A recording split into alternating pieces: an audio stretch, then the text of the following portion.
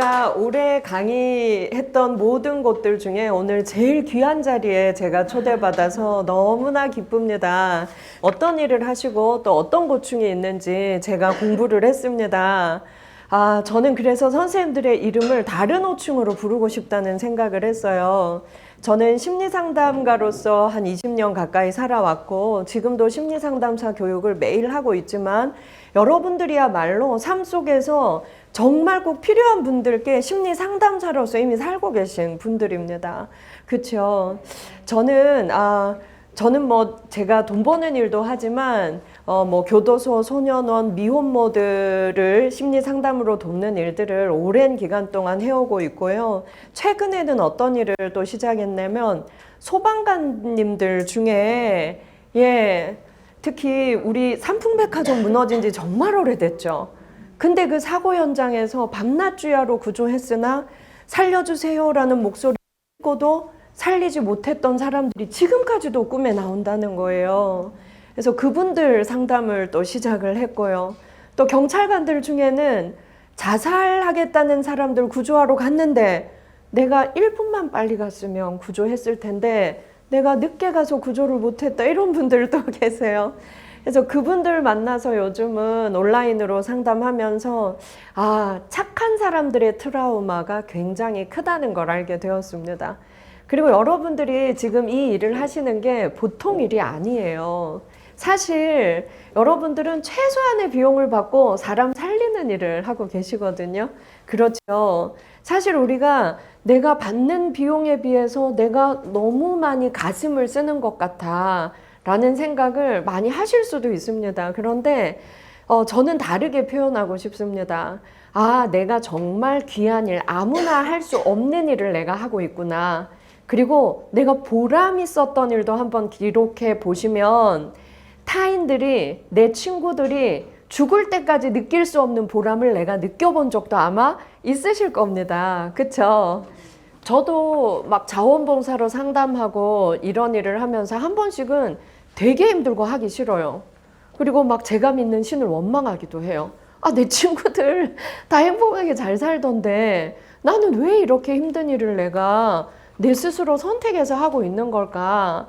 그런데요, 그럴 때마다 내가 얻은 것, 그리고 내가 오히려 감동받은 것, 내가 내 일에서 얻었던 보람, 이런 것들을 종이에 쭉 써봅니다. 종이에 쭉 써보면 다른 일반인들이 누릴 수 없는 그런 감동과 보람을 내가 느낀 게 반드시 있더라고요. 그래서 오늘 이 시간을 통해서 여러분들은 이미 누군가의 치유자, 누군가에게 꼭 필요한 사람으로 살고 계시지만 아마 공통점이 있을 거예요. 나 자신을 돌보는 일에는 아마 제일 소홀하셨었을 겁니다. 보통 자원봉사자들, 심리 상담하는 분들이 타인을 위해서 너무 애쓰다 보니까 내 마음을 돌보는 일에 제일 소홀한 경우가 사실 굉장히 많습니다. 그래서 우리가 꼭 기억해야 될 게 있어요. 여러분들은 남에게, 타인에게 의미 있는 사람이 되고 싶으신 거죠. 그래서 이 일을 아마 선택을 하셨을 겁니다. 그런데 누군가에게 더 많은 것을 줄 수 있는 사람이 되려면 내가 나 자신에게 굉장히 잘해줘야 돼요. 그리고 내 자신을 나 스스로 굉장히 귀하게 대접해 줘야 합니다. 그러지 않고 자꾸 내 마음을 쓰기만 하면 우리는 그 후유증이 어떻게 드러나냐면 가까운 사람한테 자꾸 화가 나고 짜증이 나요. 그래서 밖에서는 정말 좋은 사람, 필요한 사람으로 살고 내 가족에게는 짜증 많이 내고 화 많이 내는 사람이 될 수도 있다는 거죠. 그래서 저도 항상 제가 평가해요. 내 가족에게 화나고 짜증날 때 저는 잠깐 딱 멈추고 생각합니다. 내 마음에 지금 에너지가 다 바닥났구나. 그래서 가족에게 화나고 짜증나는 거 아닐까 생각하거든요. 영락 없이 맞더라고요. 여러분, 세상에서 내 마음 알아주는 사람 누가 있어요?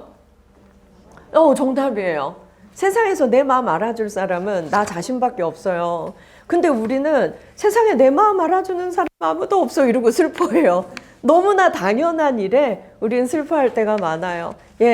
그리고 세상에 영원히 배신하지 않고 나의 친구가 되어줄 사람도 딱 한 명입니다. 누군가요? 나 자신입니다.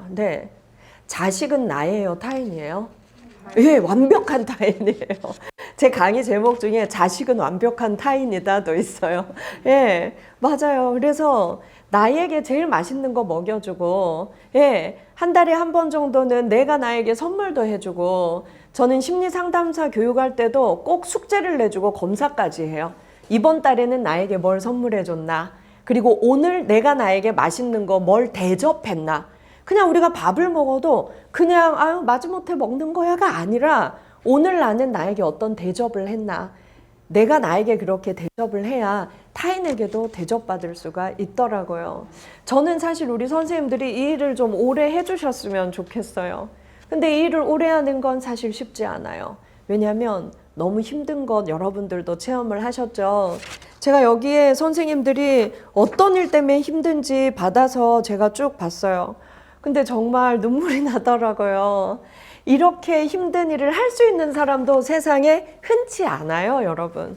그리고 우리는 내가 이 일을 얼마나 더 할 수 있을까? 좀 쉬운 일을 하지 내가 왜 이런 일을 했을까? 생각할 수도 있는데요. 여러분, 우리가 가만히 생각해 보면 세상에 아주 의미 있는 일을 할 수 있는 건 많지 않아요. 세상에 돈을 많이 버는 일 중에서도요, 타인의 돈을 뺏어야만 내가 돈을 벌 수 있는 직업도 굉장히 많고요. 내가 돈을 벌고 내 지위가 높아지기 위해서는 누군가에게 불행을 주어야만 내가 올라갈 수 있는 직업들이 되게 많습니다. 그런데요, 여러분들은 지금 어떤 일 하고 계신지 아세요?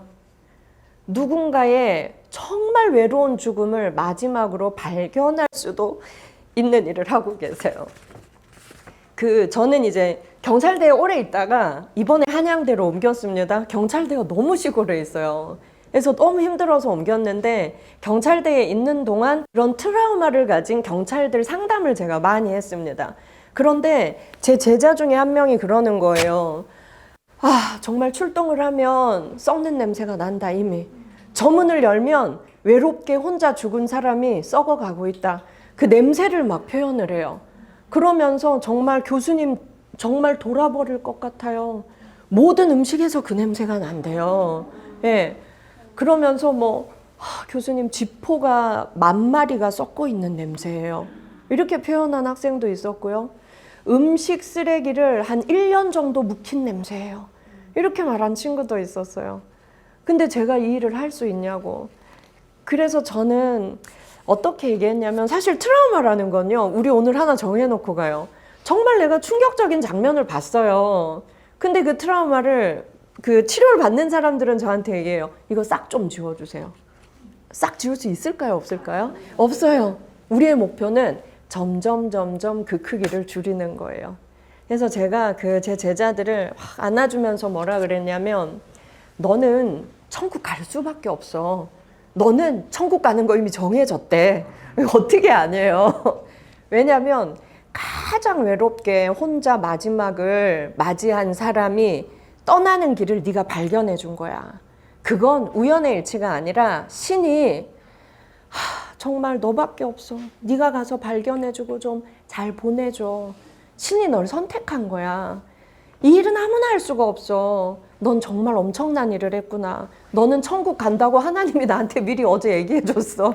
제가 막 이렇게 얘기해요.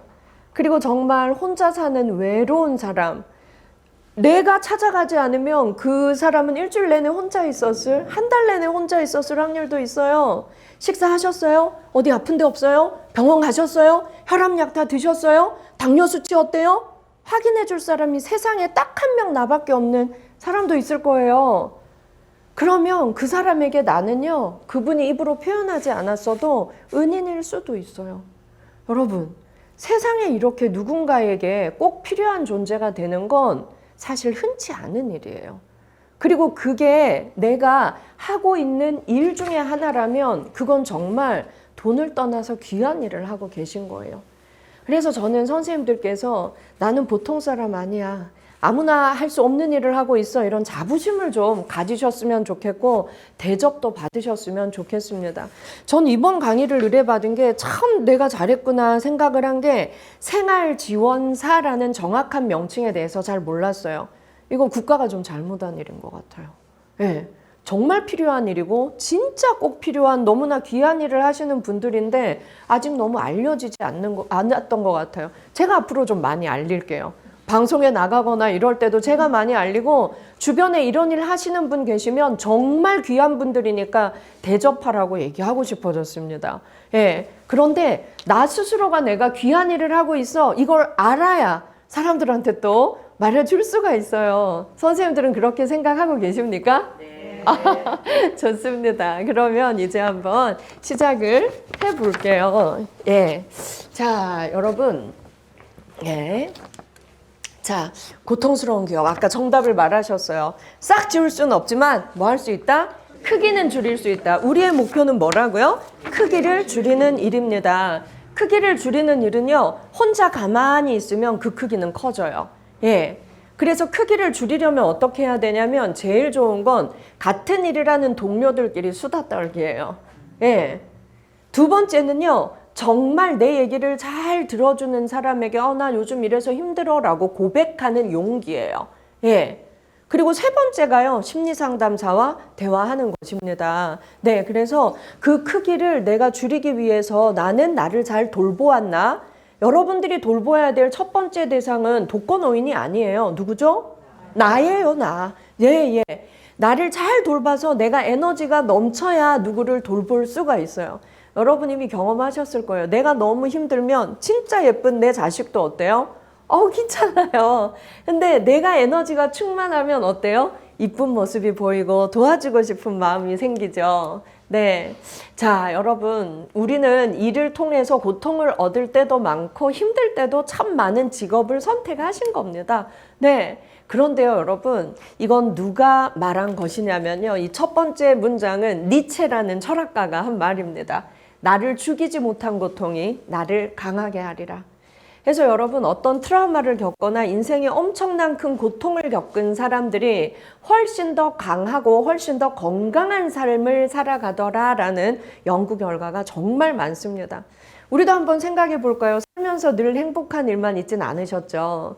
정말 내가 시련과 고통을 겪었던 기억들이 누구에게나 있죠. 그런데 지금 와서 생각해 보면 그 고통이 나를 죽였나요?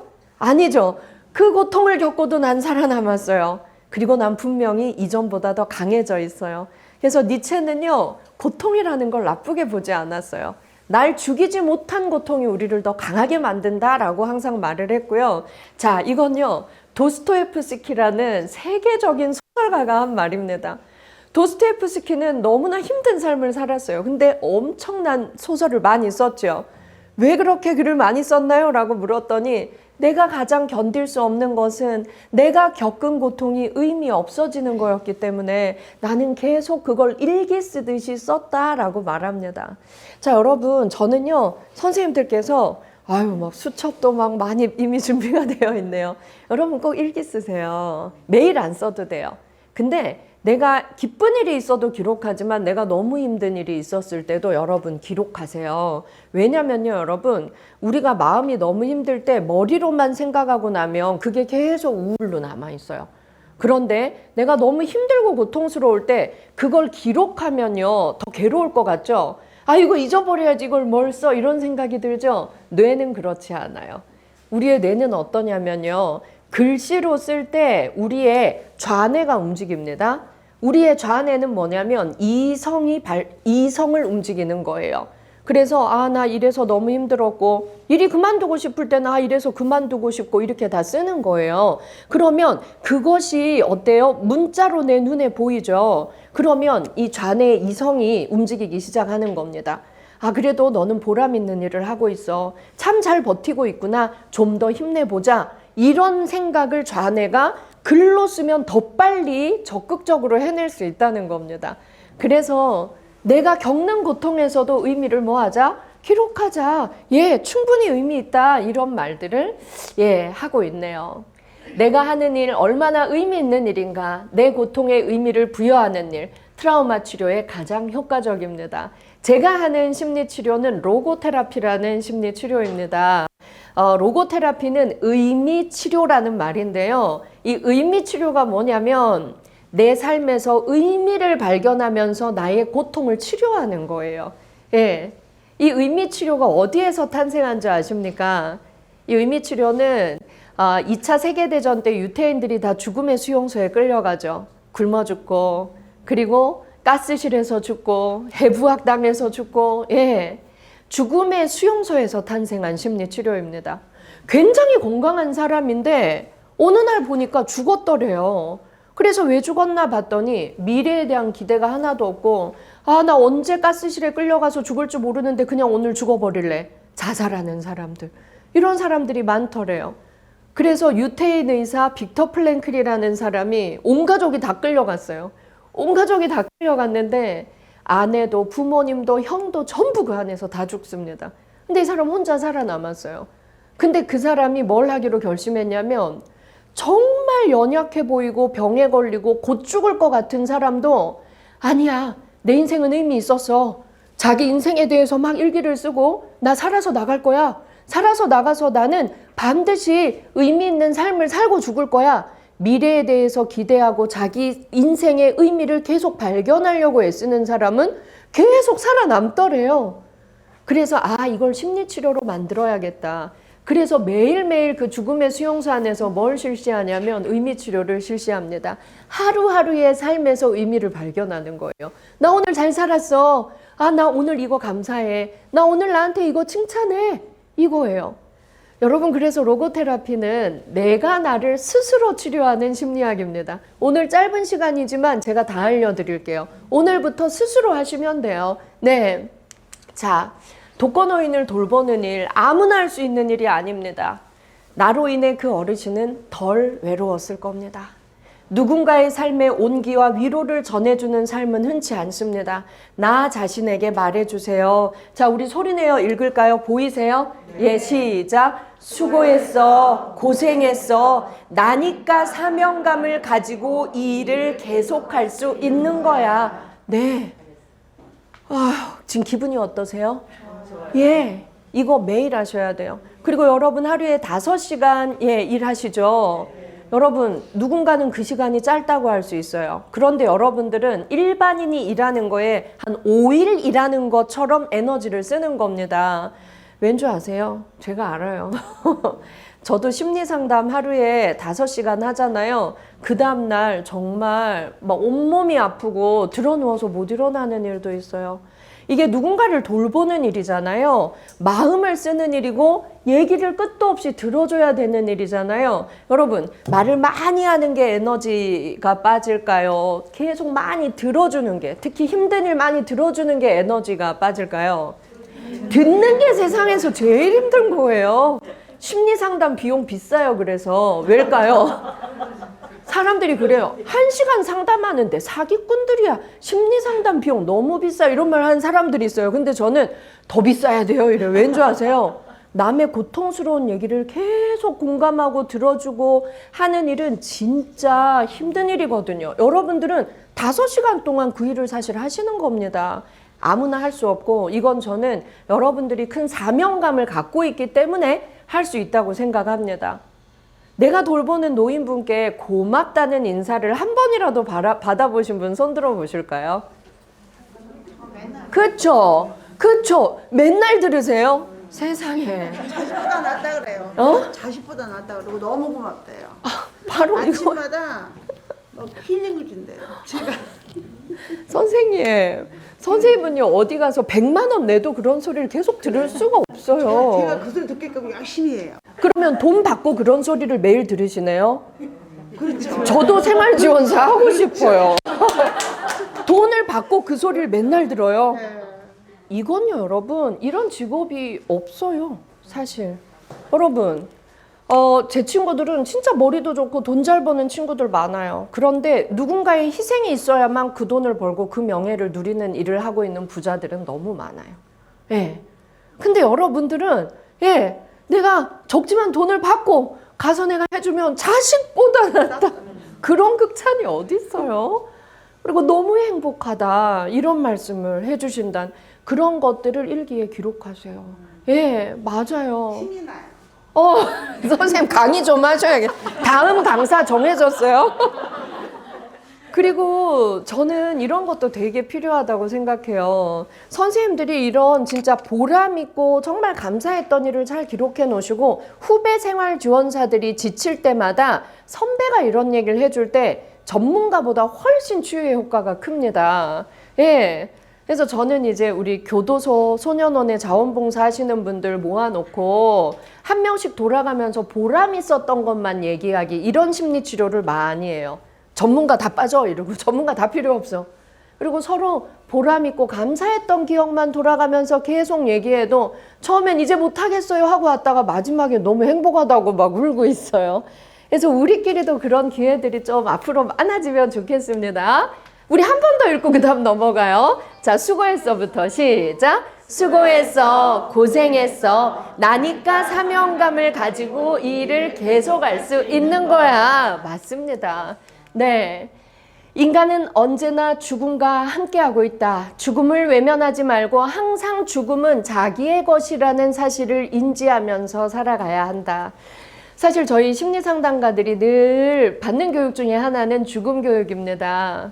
왜냐하면 이 죽음이라는 것은 우리 인생의 굉장한 공포이기도 하고 두려움이기도 하고 불안이기도 합니다. 그런데 이 죽음을 발견한 사람들은 굉장한 트라우마를 겪기도 하고 그 내상이 되게 오래 가기도 해요.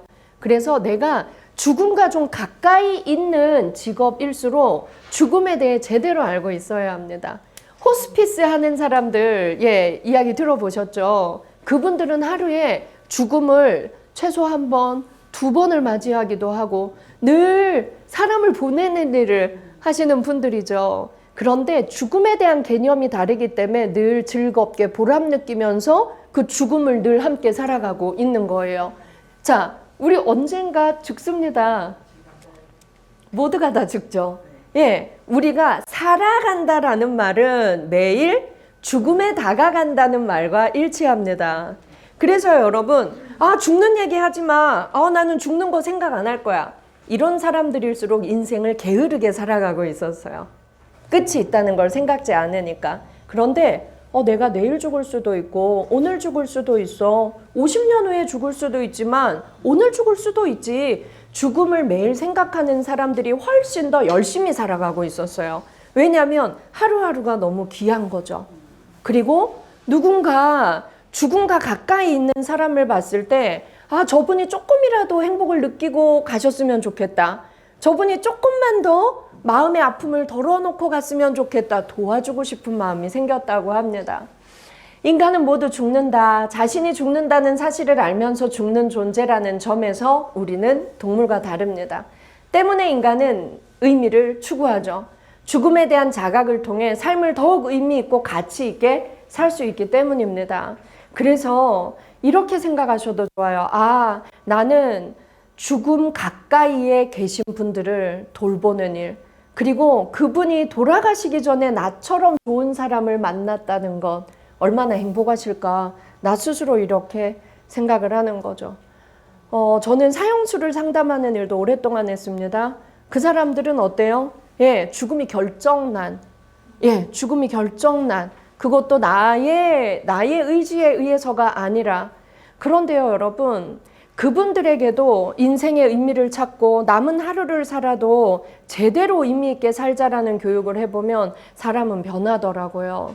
그래서 우리는 이 죽음에 대해서 우리를 더 의미 있게 살 수 있게 하는 거구나. 그리고 죽음 가까이 있는 사람에게 내가 의미 있는 존재가 돼줘야 되겠다. 이런 생각을 좀 해볼 수 있겠습니다. 네, 자, 죽음은 인간이 피할 수 없는 한계 상황이다. 인간은 죽음을 통해서 삶이 유일하고 소중하며 가치 있음을 깨닫는다. 실존주의 철학자 야스퍼스가 한 말인데요. 그래서 여러분들도 어르신들을 만나면 죽음을 아주 두려워하는 분도 계실 테고요. 자기의 상황이 굉장히 좋지 않은 상황에 있어도 또 밝은 노인분들도 만나게 되실 겁니다. 여러분들은 그분들에게 심리 상담사의 역할도 이미 하고 계세요. 그래서 그분들이 하루하루 조금이라도 더 즐겁게 지내실 수 있게 도와드리려면 나 스스로가 어때야 될까요? 내가 좀 즐거워야 돼요. 사람의 뇌는 거울 반응을 합니다. 표정이 너무 어둡고 그리고 사람을 볼 때 눈빛도 되게 차가운 사람들이 있어요. 주변에 그런 사람들밖에 없어서 거울 반응이 이렇게 나타나는 거예요. 근데 늘 웃는 얼굴들 있죠. 인상 좋아요. 늘 웃고 따뜻한 표정을 가진 사람들. 예, 주변에 그런 사람들이 많아서 거울 반응을 똑같이 하는 겁니다. 그래서 내가 웃는 얼굴을 그분들에게 많이 보여드리면 그분도 나를 보면 따라서 웃고 있는 거예요. 그래서 내가 저분 표정에 거울이 하루만이라도 거울이 돼줘야겠다 이런 생각해도 좋겠죠. 자, 여러분, 우리가 전문 용어로는 PTSD라고 하는데요. 외상 후 스트레스 장애라고 합니다. 누구나 조금씩 이런 게 있어요. 고통스러운 기억이 있는 사람들은. 그런데 치료를 받지 않으면 굉장히 심화되지만 상담을 통해서 금방 좋아지는 사람도 있습니다. 이미 많은 사람들에게 친숙한 용어죠. 자, 이 PTSD는 트라우마를 경험한 사람들 중 일부에서 나타나는데요. 트라우마를 일상 중에 혹은 꿈을 통해 재경험하고 트라우마를 떠올릴 만한 행동, 장소, 사고를 회피하고 이에 따른 과도한 경각심, 부정적인 정서, 특히 우울, 불안을 경험하는 것. 이것은 질병이다. 이렇게 분류를 합니다. 오랜만에 찾아갔는데 그 어르신이 돌아가셨어요. 또 오랜만에 찾아갔는데 자살 현장을 목격하게 될 때도 있죠. 예, 저도 재작년에 정말 제가 예뻐했고 소통했던 소년원에서 만났던 아이였는데요. 이 아이는 정말 소년원에서 저를 만난 뒤에 너무너무 아이가 좋게 많이 변하는 모습을 저에게 보여줬어요. 엄마는 아기 때 돌아가셨고 아빠는 이제 사형수로 모 교도소에 있는 그 아이의 인생이 얼마나 마음 아픈지 알 수 있죠. 근데 그 아이가 소년원에서 나간 뒤에 잘 보질 못했어요. 그리고 이제 만나자 해도 약속이 계속 딜레이 되고 이런 상황이었는데 그 아이가 먼저 떠났다는 연락을 받게 되었어요. 저한테 그 외상이 굉장히 오래 갔어요. 내가 좀만 빨리 걔를 만났다면, 그리고 내가 문자 몇 번이라도 더 보냈다면, 막 그 마음이 한 6개월 동안 저를 너무너무 힘들게 하더라고요. 그래서 저도 상담 치료를 받았습니다. 예. 그래도 그 아이의 인생에 있어서 그 아이가 가기 전까지 나라는 사람과 친하게 지내면서 분명히 내가 행복을 좀 줬을 거야. 제가 그렇게 저를 좀 많이 위로하면서 좀 빠져나올 수가 있었어요. 그래서 여러분, 사실 자살하는 사람들 같은 경우에는요, 여러분, 저는 자살을 사회적 죽음이라고 봅니다. 너무 처참하고 너무 외로워서 내가 선택할 수 있는 게 죽음을 선택한 게 아니라 이 고통이 너무 힘들어서 고통을 끝내는 걸 사실은 선택을 하는 거예요. 근데 물론 잘못된 판단이에요. 근데 주변에 아무도 없으면 그 너무 힘든 순간에 위로하고 달래줄 사람이 없으면 이 뇌의 호르몬 체계가 무너져서 자기도 모르게 충동적으로 그 선택을 어느 순간에 하게 되는 거거든요. 그래서 내가 이런 외상 후 스트레스 장애가 좀 있나? 꿈에 나타나고 내가 비슷한 상황을 목격할까 봐 너무 두려움이 크고 이런 게 있나? 라는 생각이 든다면 나를 좀 보살펴야 되구나 라고 우리는 생각할 수 있어야 합니다. 자, 이 외상 후 스트레스 장애가 트라우마의 부정적인 면을 보여주는 질병이라면 이에 반대급부로 트라우마 후의 성장이라는 개념이 있습니다. 요즘 이거 굉장히 중요한 개념이에요. 비교적 최근 연구가 시작되었는데요. 트라우마 후의 성장이란 뭐냐면 말 그대로 트라우마를 겪은 후에 개개인이 겪는 의미 있고 긍정적인 심리적 변화를 의미합니다. 예. 외상 후 스트레스를 장애를 겪고 나면 누구나 우울해지고 계속 나빠지는 게 아니라 잘 극복하고 나면 한 단계 업그레이드 된 인간이 된다는 거죠. 근데 이 상태로 나아가는 사람들이 의외로 되게 많습니다. 트라우마 후의 성장은 트라우마를 겪은 후 다시 사회에 적응하는데 더 긍정적인 영향을 미친다라고 지금 보고되고 있습니다. 가령 트라우마를 경험한 후에 1번 스스로 몰랐던 자신의 내적 힘을 깨닫게 되었다. 내가 이런 힘이 있구나. 잘 극복하구나. 힘든 일들을 스스로 감당할 수 있다는 자신감. 그리고 내가 생각했던 것보다 나는 강한 사람이구나. 이런 깨달음을 얻을 수도 있습니다. 두 번째, 삶에 대한 감사를 느끼게 될 수 있습니다. 나만의 가치에 대한 감사를 느끼게 되는 거죠. 지금 서울경찰청에 굉장히 높으신 분인데요. 이분은 굉장히 힘든 일을 하시는 분이에요. 사고 현장에 막 큰 사고가 나서 가면 이렇게 머리가 완전히 분해돼서 뇌가 이쪽 저쪽에 막 쏟아져 있는 경우도 있대요. 그러면 모두가 못하겠다고 하는데 이분은 경건하게 장갑을 끼고 안녕히 가세요. 제가 잘 보내드릴게요 하고 그런 뒷수습을 다 하셔요. 그리고 자살 소동이 한강 다리에서 벌어졌을 때 이분이 출동을 합니다. 그리고 가장 가까이 가서 대화를 시도하는 거예요. 그러니까 이분이야말로 죽음과 늘 매일 가까이 있는 분이죠. 근데 이분이 저한테 어떤 얘기를 하셨냐면 그래요. 제 경찰 동료들 중에는 너무 힘들어서 못하겠다 하는 사람도 있는데 자기는 이 일을 하면 할수록 굉장한 자존감이 높아졌고 그리고 신앙을 가져야겠다는 생각도 했다. 그리고 하루하루의 삶이 너무 감사해졌다는 거예요. 예. 그래서 제가 얘기를 하면서 이분은 고통스러운 경험과 아주 많이 접하지만 굉장히 더 훌륭한 인간으로 성장하고 계시구나를 제가 느끼고 아주 존경하게 된 분도 계십니다. 그래요. 예, 삶에 대한 감사를 너무 느끼게 됐다. 이렇게 얘기하세요. 세 번째, 새로운 가능성을 발견합니다. 인생의 새로운 진로를 설계하게 되는 거죠. 내가 이 일을 해보니까 너무 적성에 맞아요. 그 다음 단계로 뭔가를 또 도전할 수 있는 계기가 된다는 거죠. 예. 자, 네 번째, 종교적 신념의 변화가 많이 드러났습니다. 신앙심의 변화, 원래 있었던 사람이라면 그 신앙심이 훨씬 깊어졌고요. 예. 신앙이 없던 사람들 중에 신앙을 다시 만나는 경우도 아주 많았다는 겁니다. 다섯 번째, 주변 사람들과의 관계를 재정립합니다. 친밀감, 타인의 고통에 대한 공감 능력, 감수성의 증가, 이런 과정을 보이더라. 예. 그래서요, 심리학에서는 누군가가 굉장히 외상후 스트레스 장애, 트라우마를 경험했다라고 하면 저 사람 인생이 앞으로 힘들겠구나 이렇게 보지 않습니다. 저분이 내적 힘을 조금만 찾고 나면 훨씬 더 성장한 인생을 살 수 있겠구나 희망적으로 우리는 발견하고 있습니다. 그래요. 자, 여러분, 제일 안 좋은 것이 회피하는 겁니다. 예. 그래서 누군가 너 그런 장면을 봤다면 힘들겠다라고 했을 때 나 자꾸 말하면 생각나니까 말하지 마. 딴 얘기하자. 여러분, 이건 극복이에요, 회피예요? 회피예요. 우리 자녀들도요, 굉장히 힘든 일을 겪었는데 오히려 거기에 대해서 말 안 하고 지내면 부모님들이 오해해요. 제가 잘 극복하고 있나 보다. 오해해요. 그게 제일 위험해요.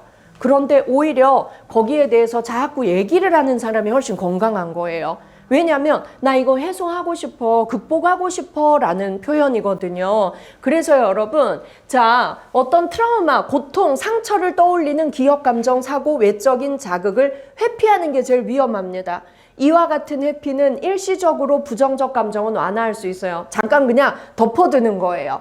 그런데 이런 외상후 스트레스 장애를 지속시키고 결국 장기적으로 더 높은 스트레스, 만성화병으로 갑니다. 그래서요, 내 주변에 내가 힘든 얘기 조금만 하면 맨날 그 소리야, 이제 그 소리 좀 그만해. 이런 사람 있으면 친구하지 마세요. 끊어. 제일 나쁜 사람이에요. 근데 내가 힘들어서 한 얘기 또 하고 한 얘기 또 해도 아이고 그래 나한테라도 풀어. 답답하면 나한테 문자해, 전화해. 이런 사람 있으면 그 사람하고 죽을 때까지 친구해야 되는 거예요. 진짜로. 그럼 내 가족 중에 특히 제가 오늘 저희 엄마 흉을 너무 많이 보는데요. 저희 엄마 특기는 한 얘기 또 하고 한 얘기 또 하고 한 얘기 또 하고 그래요. 제가 어제 유튜브에서도 저희 언니랑 막 그런 엄마를 흉봤는데요. 그런데요, 그 잘 들어주는 게 엄마의 심리 치료거든요. 그러니까 어제 저희 언니와 저의 결론은 뭐냐면 잘 들어주는 게 엄마의 심리 치료다. 그래서 우리 무조건 잘 들어주자 이랬어요. 여러분, 자, 심리 치료에 제일 좋은 건요, 끝까지 들어주면서 맞장구 치는 거예요.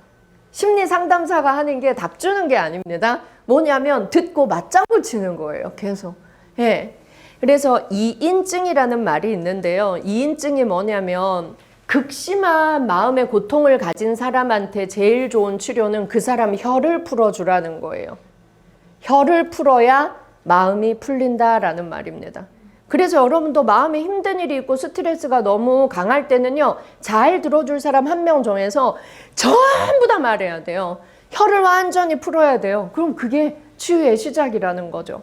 그런데 우리가 너무 남을 배려해요. 너무 배려하고 아유, 그냥 참아야지.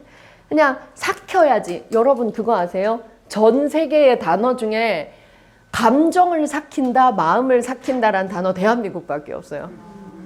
저도 어릴 때 참아라, 참아라. 네가 그냥 삭혀라 이 말 너무 많이 들었어요. 우리의 감정은 된장도 아니고 고추장도 아니에요. 근데 뭘 그렇게 삭혀야 돼요? 감정은 밖으로 배설해야 되는 거예요. 잘. 네. 그래서 내가 아프고 힘든데 계속 그걸 억누르잖아요. 그럼 우리 감정은 뭐냐면 썩은 우유가 돼요. 여러분 200ml 종이팩 우유 상상하세요. 이걸요 내가 계속 묵혀뒀어요. 그랬더니 빵빵하게 부풀어 올라요. 그래서 그걸 숨겨야 된다고 생각해서 이불장 속에 꼭 숨겨놨어요. 어떻게 돼요, 선생님? 난리 나죠. 어떻게 돼요? 난리 나죠. 네. 터져요. 그쵸? 냄새는요? 말도 마요. 그게 우리 감정이에요, 선생님. 예. 그래서 우리의 아프고 힘든 감정도 그렇게 묵히고 숨기고 삭히면 돼요, 안 돼요? 안 돼요. 자, 그러면 그 우유팩이 터질 때 선생님 몇 킬로 멀리 날아가요? 가까운 데 엉망 만들어요? 멀리 나가서. 아니, 몇 킬로 안 가죠. 가까운데, 가까운데.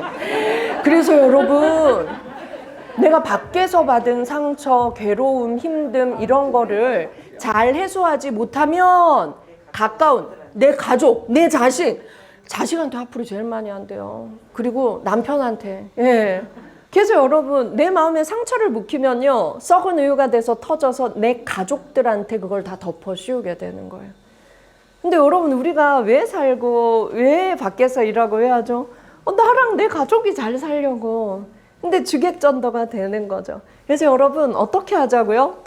풀어야 된다. 회피하면 더 심해진다. 그래서 여러분 효과적인 트라우마 치료에는 여러 가지 방법이 있지만 대부분은 환자가 트라우마에 대한 기억과 감정을 회피하지 않고 다시 직면할 수 있도록, 그 뭐냐면 말하라는 거예요. 트라우마 치료는 트라우마 후에 뭘 촉진시킨다고요? 성장을 촉진시킵니다. 그래서 우린 이렇게 말해요. 어떤 고통이 왔을 때, 사실 저희 의미치료에서는 고통이 왔을 때 내가 성장할 수 있는 기회가 왔구나, 이런 훈련을 받게 합니다. 그래, 이거 내 인생에 한 번은 겪고 가야 되는 건가 봐. 근데 나는 분명 이 일이 있기 전보다 나는 성장할 거야. 어떻게 성장할지 한번 기대해보자. 이 훈련을 하는 그런 심리치료를 저는 하고 있습니다. 자, 여러분. 강의 핵심 내용은 다 한 것 같아요. 지금부터는 여러분들의 질문에 제가 좀 답을 했으면 좋겠습니다. 여러분들이 쓰신 거 봤는데요. 와, 진짜 어려운 일들이 많으시더라고요. 예, 근데 특히 이용자의 사망이 가장 많은 것 같습니다. 그리고 이용자의 사망 현장을 직접 발견했다. 그래서 어르신의 사고 모습이 자꾸 회상되어 심리적으로 힘들다. 이건 정말 평생을 살면서 누군가에겐 한 번도 일어나지 않을 일이 나에게 일어난 거예요. 당연히 힘듭니다. 그리고 이런 일이 또 일어나면 어떡하지? 라는 두려움과 불안, 당연한 거예요. 그게 안 들면 이상한 거예요. 그래서 이런 느낌이 든다면 내가 정상적인 사람이구나 라고 사실 생각해야 합니다. 예, 이 내용이 너무 많아요. 사망 현장을 직접 발견했다. 예. 그리고 이용자를 통해서 너무 부정적인 얘기, 건강 상태 이런 걸 계속 듣다 보니까 감정이 소진되어서 너무 힘들다. 아유, 맞아요. 맨날 여러분들 아픈 얘기 들으시죠. 맨날 힘든 얘기 들으시죠. 예. 저도 어르신들 상담 많이 해요. 그런데 또 제가 또 잘 듣는 얘기가 자는 잠에 오늘 밤 죽으면 좋겠다 이 얘기예요. 그 거짓말. 저희 엄마 맨날 그런 거짓말을 저한테 해요. 72세인데요. 예. 내가 3년 뒤에 살아 있을까? 막 이래 놓고는 또 며칠 뒤엔 저희 언니한테 90살까지는 살아야지 또 이러셨대요. 그래요. 자, 여러분, 사실 우리가 좀 생각을 바꾸면 돼요. 여러분, 많이 들어보셨죠? 우리가 노인이 된다는 건 어때요? 다시 어린아이로 돌아가는 겁니다. 그래서 여러분, 저는 어르신들하고 되게 친해요. 왜냐하면 우리가 잊어버린 순수함을 그분들은 다시 또 찾아가는 나이예요. 예. 그래서 그 어르신들을 볼 때, 또 오늘도 아픈 얘기하면 어떡하나 이게 아니라 어린애들은 아프면 참아요, 못 참아요? 못 참고 그 얘기 엄마 나 어디 아파, 아빠 나 어디 아파, 나 뭐 어때 계속 얘기하잖아요. 똑같은 거예요. 그게 어린이의 순수함을 다시 그 마음으로 가기 때문에 또 그렇게 얘기하고 싶은 걸 수도 있어요. 그쵸? 그래서 우리가 이런 얘기들을 한번 해보죠. 제가 여기서 다 읽었는데요. 손 들고 얘기해 주시면 제가 더 필요한 얘기를 해드리고 싶습니다. 네. 손 들고 얘기하실 분 혹시 없으세요? 나 요즘 이런 거 되게 힘들었는데 혹시 없으세요? 혹시 없으세요? 선생님 하셔야겠어요. 다, 네, 선생님 너무 대단하죠. 없었어요. 요즘 너무 좋은 일만 있으셨어요? 좋은 일만은 없었는데요. 그래도 어르신들이 저한테도 너무 고맙다 그래서 그냥. 고맙다고. 네. 그리고 선생님 웃는 얼굴이라 저요? 어느 분이 보셔도 기분이 좋아지실 것 네, 같아요. 그런 말씀 많이 하세요. 그런 말 많이 들으셨죠? 네, 맞아요, 맞아요. 최근에 좀 어려운 일 있으셨던 분 혹시 안 계세요? 나의 고백이 다른 동료들의 마음에도 큰 위로를 또 줄 수가 있습니다. 선생님 한번, 선생님은 일하시면서 어려웠던 적 없으세요? 저기 저도 어르신의 죽음을 제가 목격했을 때가 가장 언제였어요? 작년에 그 건강하신 어르신인데 이분이 이제 그 술의 의존도가 높아지시면서 혈압약을 드시는 걸 자꾸 잊어버리셔가지고 아무도 없으신 분인데 그 아무리 외로우셔가지고 술이 아무한 체해도 저 전화를 받으시는 분인데 전화를 안 받으셔서 일요일 날 이제 그 옆집 어르신한테 가보라 그러고 안으로 문이 잠겨 있다고 그래서 나가봤더니 이렇게 침대에 가로로 누워 계시는데 느낌이 싸하더라고요. 그래서 거기에 신고하고 부르고 경찰 오고 이래서 몸은 아직 따뜻하다고 그러시는데 숨은 거두셨다고 그러셔서 그분의 그 일생의 그 외로운 삶이 계속 그 저한테 있는 거예요. 얼마나 외로우셨을까. 근데 이제 제가 나중에는 그 마음이 들었어요. 제가 그래서 또 어떻게 우연찮게 몇십 년 전에 헤어진 그 전 부인 전화번호를 저한테 주셔가지고 또 장례는 가족들이 잘 치러주셨어요. 선생님 연락해서? 네, 그래서 이러려고 저를 만나게 하셨나. 그래도 선생님 천국 확정됐대요. 네. 제가 전에 네, 너무 감사해요. 세상에. 네, 그래서 아드님이 오셔가지고 다 수습하고 그다음에 장례 치르신 다음에 감사하다고 전화 왔는데 그래도 가시는 길 외롭지 않게 가족들 품에서 가실 수 있게 해주셔서 세상에. 너무너무 선생님 존경해요, 진짜 존경해요. 그게 근데 그 어르신이 몇십 년 전에 헤어진 부인 번호를 알려줬다는 건 그분한테도 예. 뭔가 예견이 있었던 거예요. 네, 그러신 것 같아요. 불과 몇 개월 전에 어떻게 우연찮게 저 소름 알게 끼쳤어요.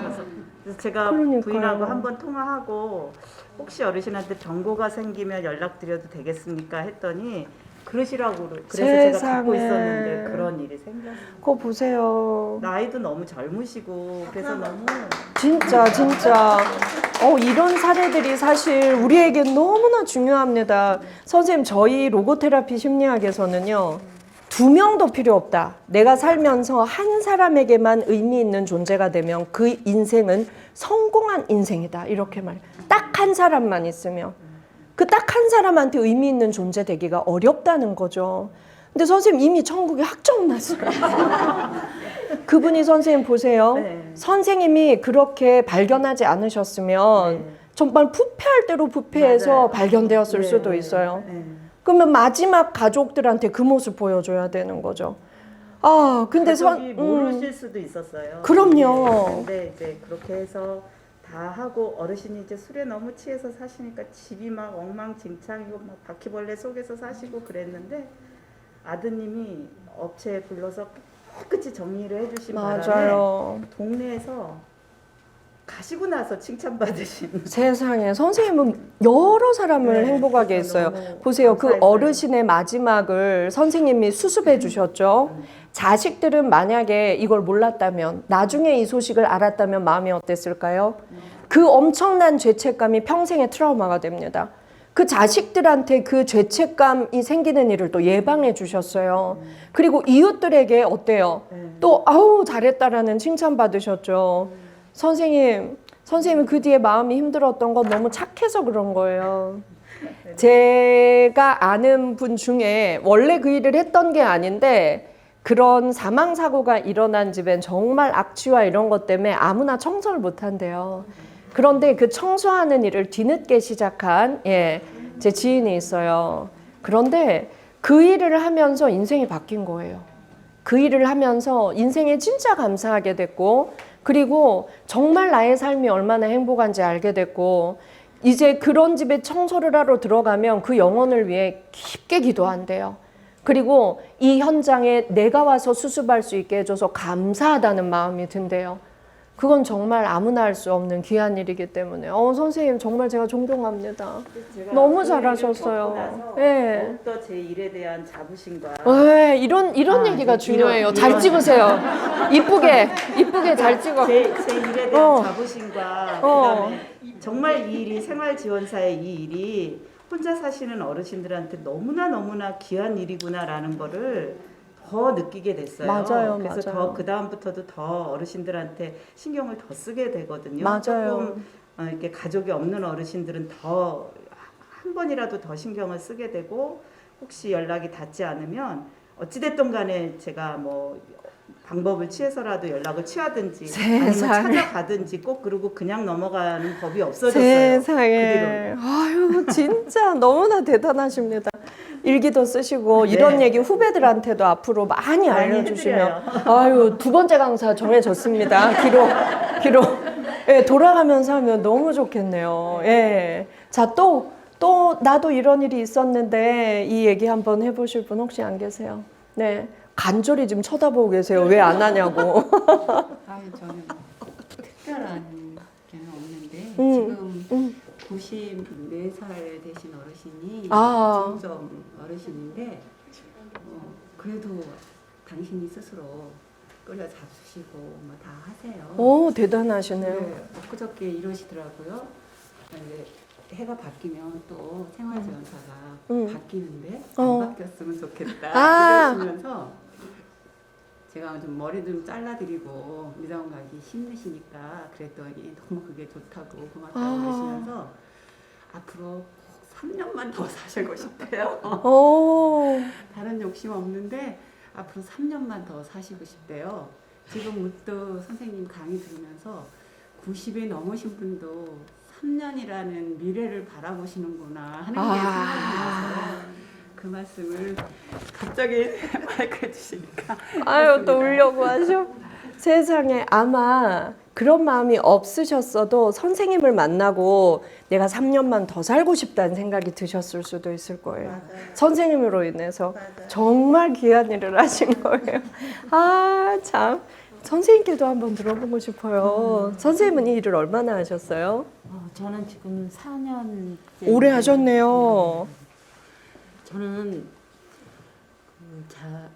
입사한 지 1년 채 안 됐을 때 있었던 일인데 어르신께서 이렇게 방문을 갔는데 하루 저에게 이렇게 당신이 가지고 있던 소지품을 자꾸 이렇게 정말 어려운 분한테 나눠줬으면 좋겠다 그런 말씀을 하셔서 제 이제 대상자 어르신이면서도 수급자 아니신 분들은 이렇게 혜택 그래서 쌀이며 뭐 이렇게 라면 같은 거 많이 싸놓으시고 이제 그분은 수급자셨기 때문에 쌀이 많이 남으셔서 그런 거를 이렇게 몇몇 분한테 이렇게 나눠드리고 그랬어요. 그랬는데 하루 어르신 댁을 갔는데 그 보건소 간호사님이 방문을 하고 계셨는데 다 이렇게 언성 높이고 이렇게 싸우는 음성을 들었어요. 제가 그래서 밖에서 이렇게 듣고서 어르신이 얼마나 하여간 그러고 나서 그 이튿날 어르신이 사망을 하신 거예요. 스스로.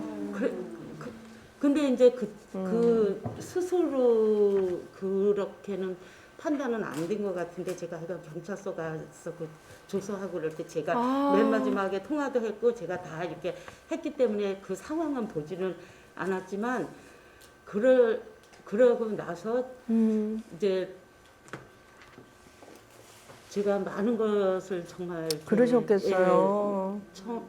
그 어르신께서 이미 아셨기에 그랬는데 돌아가시고 나가지고 이제 어르신 친지분이 안 오신다고 했는데 동생분이 멀리 지방에 사시는데 안 올라오시는 거예요. 그래갖고 며칠 동안 장례를 못 치르고 있는 상태가 됐어요. 그래서 계속 이제 저는 저기 병원하고 계속 이렇게 몇 년 그쪽 가족이 오신다 했었는데 안 오시는 바람에 그래서 그런 부분들이 이렇게 참 이렇게 많은 것을 생각했게 했고 정말 이렇게 생활 지원사로서 아까 저기 교수님께서도 말씀하시지만 마지막 가시는 삶을 저희가 이렇게 정말 이렇게 지켜드린다는 것이 얼마나 소중한 일인가 이렇게 생각하고 최선을 다해서 노력하고 있습니다. 예. 박수 좀 주세요. 지금 마지막 선생님 말씀하셨듯이 누군가의 마지막 통화 대상자예요. 그리고 그 자리를 또 목격하셨어요. 그럼 경찰서 가서 조서 써야 될 일이 많아요. 네, 맞아요. 경찰서 가서 조서를 쓴다는 것도 누군가는 평생 한 번도 하지 않는 일이에요. 너무 떨렸어요. 아, 그쵸? 마치 내가 죄 있는 사람처럼 내가 좀 더 보살필 걸, 내가 그때 자꾸 자기 거 누군가한테 나눠준다 그랬을 때 눈치챌 걸, 그때 그 간호사한테 왜 우리 어르신하고 싸우냐고 야단칠 걸, 그쵸? 그래요. 그런 죄책감이 있는데 조서까지 쓰라 그런다. 이것도 트라우마로 가는 일 중에 하나거든요. 그런데 그것도 잘 보내는 일 중에 하나니까 아, 내가 이렇게 해서 가시는 길을 깨끗하게 가실 수 있게 내가 하는 게 좋지. 이 일을 누가 해야 된다면 그 어르신은 천사야 네가 해줘 라고 나를 생각하셨을 거야. 우리가 이렇게 생각을 좀 바꿔봐야 될 것 같아요. 여러분 제가 아까 말씀드렸죠. 살면서 몇 명? 한 명. 그럼 여러분 그 말은 뭐냐면요. 심리학에서 내 가족에게도 의미 있는 존재가 되긴 너무나 어렵고 불가능한 사람이 너무 많다는 겁니다. 내가 살면서 한 명에게만 의미 있는 존재가 된다면 그 인생은 대성공이다 그럽니다. 성공이 아니라 대성공이다. 그래서 우리가 죽는 사람 중에는 한 번도 그 체험을 못하고 죽는 사람이 많습니다. 그런데 우리는 그런 사람이 될 가능성이 너무 높은 일을 하고 계세요. 그렇다면 여러분, 우리가 이 세상이 끝이 아니라 후생이 있다고 믿는다면 나는 대저택이 보장된, 나는 상 받을 삶이 보장된 지금 현생을 살고 있는 게 아닐까요? 그래서 저는 여러분들이 인명구조사 역할을 하고 있다라고도 생각합니다. 내가 그 죽음을 막지, 아멘. 아니, 저도 여러분들이 막 대답하실 때 막 저도 모르게 아 하다 멈추고 그랬어요. 아, 진짜 맞대요. 우리에게 천국이 보장돼 있대요. 하늘을 보세요. 그래요. 그래서 저는요, 여러분들이 아, 내가 이 돈 받고 이 힘든 일을 해야 할까 하는 마음이 몰려올 때마다 오늘을 좀 기억하실 수 있으면 좋겠습니다. 네. 그리고 내 자존감이 떨어지고 사람들이 나를 몰라주고 할 때마다 아니 아무나 못하는 귀한 일 내가 하고 있는데 웃기고 있어. 그 사람을 무시해 줄 수도 있었으면 좋겠습니다. 예. 그래서 저는 정말 오늘 여기에 오신 선생님들을 진심으로 존경하고요. 그리고 생활지원사 선생님들이 얼마나 귀한 일을 하고 계신지 저도 앞으로 많이 알리는 일을 꼭 하도록 하겠습니다. 그리고 또 좋은 기회가 있을 때 뵙겠습니다. 여러분, 오늘 박수는 누구에게 치냐면 이 힘든 일을 정말 잘 하고 있고 지금도 하고 있는 나 자신에게 참 대단하다는 의미로 나에게 박수 치면서 마칠게요. 네. 감사합니다.